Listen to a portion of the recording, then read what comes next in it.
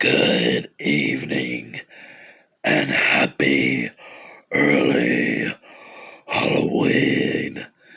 This is the Media Guy, and I am here to share my thoughts on Scooby-Doo and the Goblin King. Okay, I'm not gonna use that voice throughout the entire video because I don't want you guys to have nightmares because of me. So anyway, yeah, this is one of many Scooby-Doo Halloween themed movies that I'm gonna be watching and reviewing starting today and for the next 2 days. So I just finished watching Scooby-Doo and the Goblin King. Oops, sorry, Shaggy. Now, what is this movie all about? To face the Goblin King, courage is crucial. I hope I said that right. So for Scooby and Shaggy, the odds are against them. Sorry about that. What a predicament. The amazing Kritsky, a failed carnival magician, steals the light magic from Princess Fairy Willow, and Shaggy and Scooby must stop him or everyone will be turned into horrible Halloween monsters. Our heroes board the Grim Reaper Railroad into the fantastic world of Halloween Land to retrieve the powerful Goblin Spectre from the Goblin King before midnight. Along the way, they encounter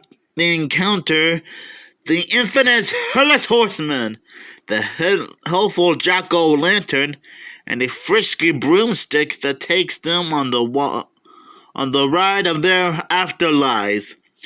Besides the Mystery Inc.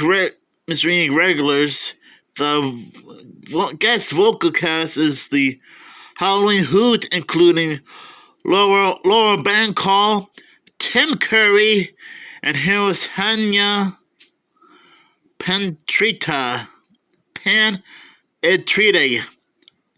Okay, feels like I'm butchering her name.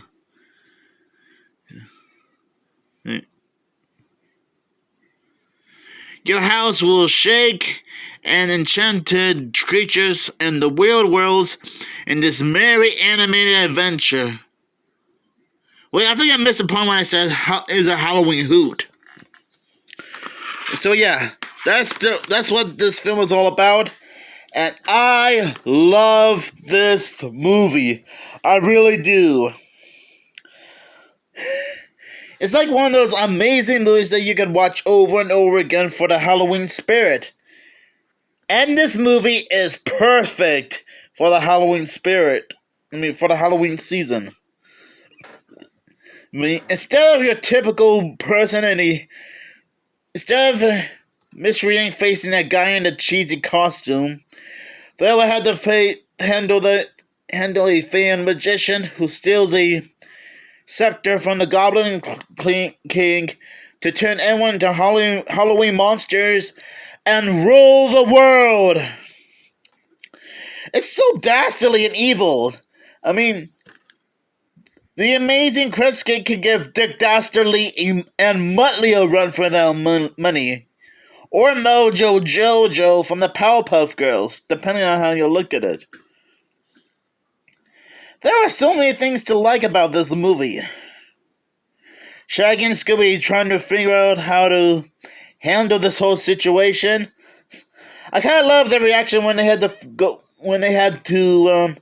go to the Halloween world and encounter so many realistic monsters. And they're not like guys in masks. They are like real ghouls.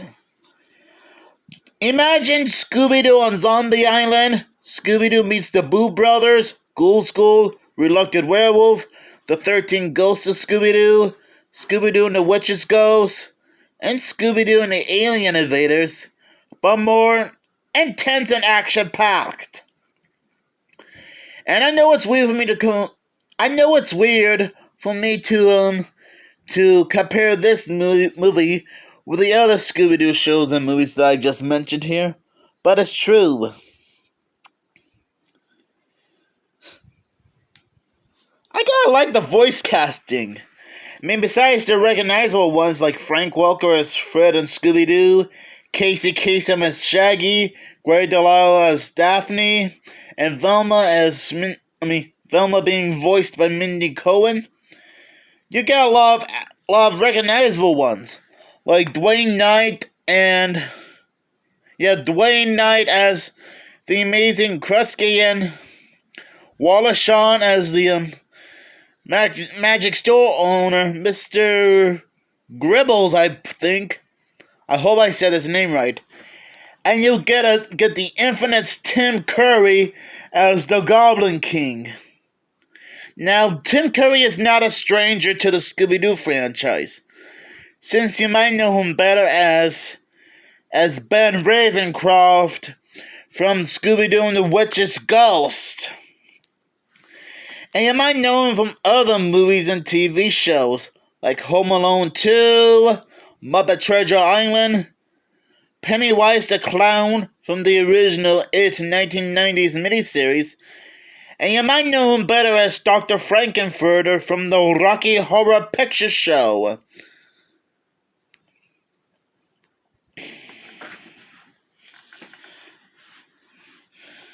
This is like one of those movies that seems very enjoyable to watch over and over again.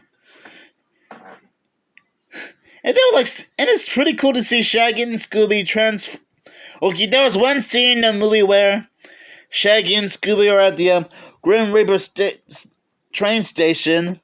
They pulled out one of the magic cards, and the Simpson spell. Shaggy says a spell that turns Shaggy and Scooby into monsters, but as a disguise.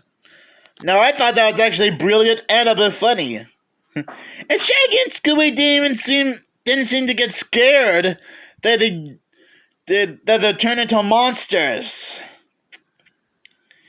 Another thing I like about this movie is later on in the movie, when the Amazing Krusty turned into a hideous goblin monster and turns the Mystery Machine into the Monstrous Mobile. The Monstrous Machine, which you could clearly see on the DVD cover of the film.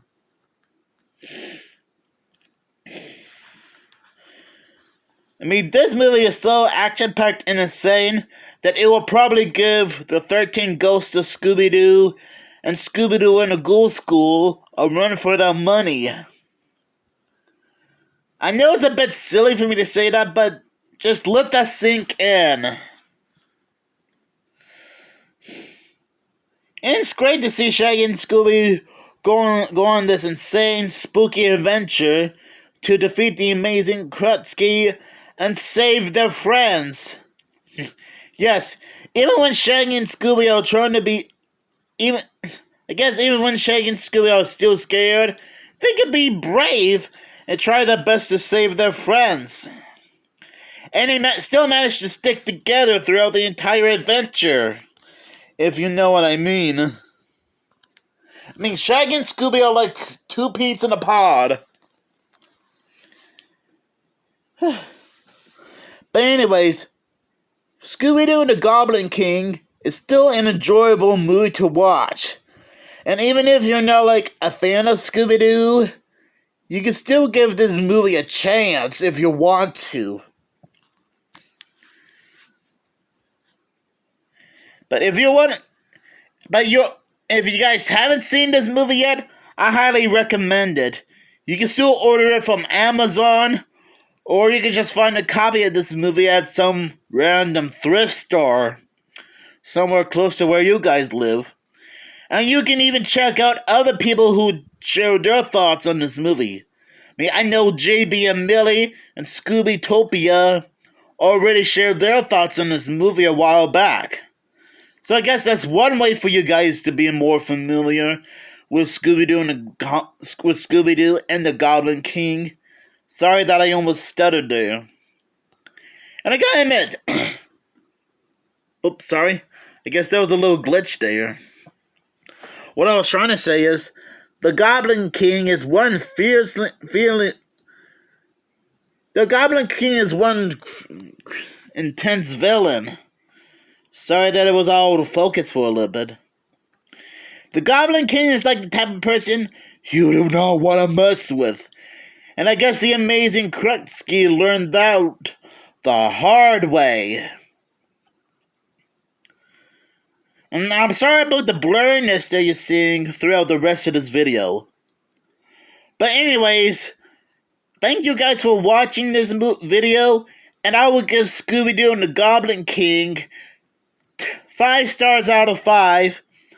Wait, make that 5 pumpkins out of 5. That's better. So that's one Scooby-Doo Halloween themed movie down, 2 to go, which is Happy Halloween Scooby-Doo and Trick or Treat Scooby-Doo. So stay tuned. So you guys better stay tuned for my review of Happy Halloween Scooby-Doo tomorrow, which means I might have to watch it first and then share my thoughts on the film.